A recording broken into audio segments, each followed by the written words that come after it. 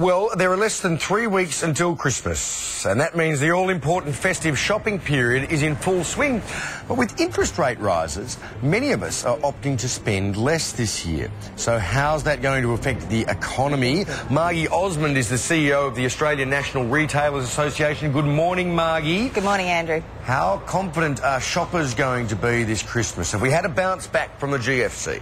Well, look, the latest figures that have come out for October have shown a very tiny increase in people's willingness to spend.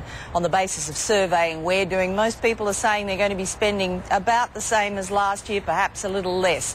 Certainly, having had 3 successive interest rate increases in a row, I think you're going to find people are throwing out the anchor a little bit and pressing the pause on that spending, and they're going to be looking for value.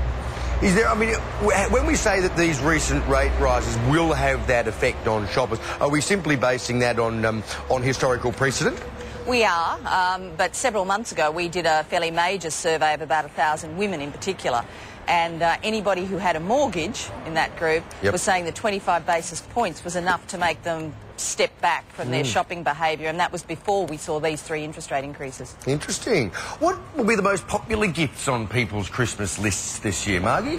Well, look, it is all about value this year, quite clearly, and after years of sort of working its way up the list of favourite gifts, this year it is going to be gift cards at number 1. It's the thing most people have said they're going to buy and the thing that most people want to receive. Very interesting. Do you know how increasingly popular the giving of charitable donations and things is? That must have also an effect on retail.